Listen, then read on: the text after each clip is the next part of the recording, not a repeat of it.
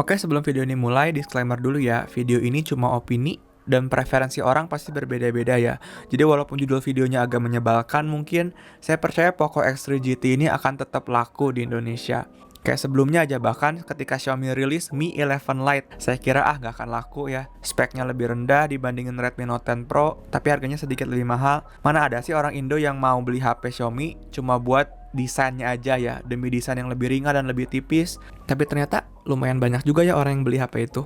Jadi maaf ya, mungkin kalau ada beberapa Mi fans yang akan tersinggung di video ini, tapi saya mau kasih tahu aja kalau saya juga Mi fans dari tahun 2016 sampai sekarang masih. Oke, langsung aja ya. Alasan yang pertama karena dia prosesornya MediaTek.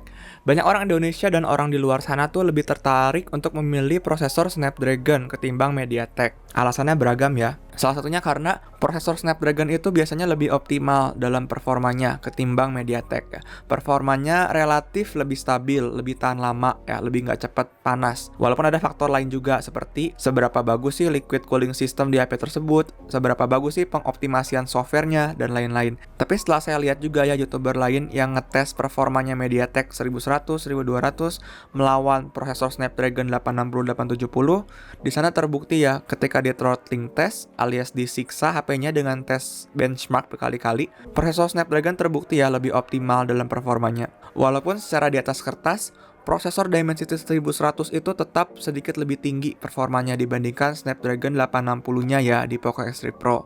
Lalu alasan lainnya adalah untuk orang yang suka menginstal custom ROM di HP-nya ya. Prosesor Snapdragon itu tentu banyak ya custom ROM-nya karena dia open source. Sedangkan prosesor MediaTek lebih sulit atau bahkan tidak bisa sama sekali ya, karena MediaTek itu tidak merilis source code-nya ya, sehingga nggak akan bisa custom ROM. Nah, di sini tolong koreksi saya kalau saya salah ya. Oke, alasan yang kedua itu dari segi harganya ya. Sebelum HP ini dirilis secara global, banyak orang berspekulasi ya, oh harganya bakal mirip kayak X3 Pro, oh harganya akan lebih murah dari Poco X3 Pro, RIP yang udah beli Poco X3 Pro ya. Dan setelah dirilis ya, ternyata harganya tuh lumayan jauh di atas Poco X3 Pro ya guys ya. Tapi ini baru perkiraan ya guys ya, aku memperkirakan berdasarkan apa? Berdasarkan data ya guys ya. Kita bandingin aja deh sama harga Malaysia waktu dia perilisan Poco X3 Pro. Untuk varian 6128, dia early bird-nya Rp899 waktu itu ya. Dan ketika masuk Indonesia jadi 3,5 juta. Terus varian 8256-nya itu Rp1.099. Ketika masuk Indonesia jadi 4 juta. Dan yang S3 GT itu sudah dirilis di Malaysia ya. Dan harganya itu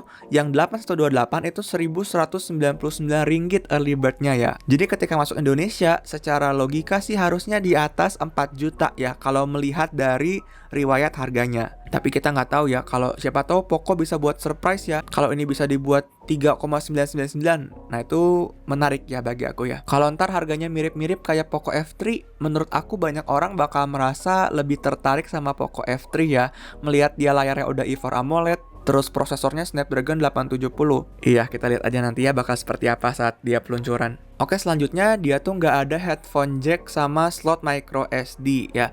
Bagi sebagian orang mungkin ini bukan masalah ya, tapi bagi orang yang masih menggunakan micro SD dan headphone jack, mungkin ini bisa jadi nilai minus ya ketika dia mempertimbangkan untuk membeli HP ini. Jadi kalau bagi saya sendiri sih, saya belum mempertimbangkan ya untuk mengganti HP Poco X3 Pro saya saat ini menjadi X3 GT. Tapi kalau ada yang mau beli, bagus juga ya. Ada beberapa kelebihan Poco X3 GT ketimbang Poco X3 Pro ya. Yang pertama, dia udah support 5G. Terus yang kedua, dia chargingnya lebih cepat ya, 67 watt. Walaupun kenyataannya tuh sebenarnya nggak beda jauh banget ya guys ya.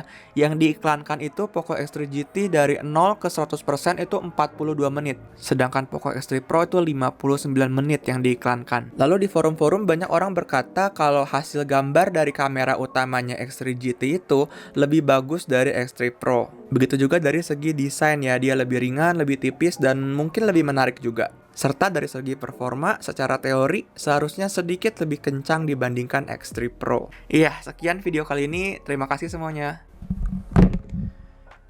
Susah asli jadi YouTuber gadget tuh. Nggak ada modal soalnya.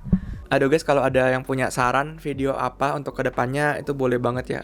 Bingung saya. WKWKWK.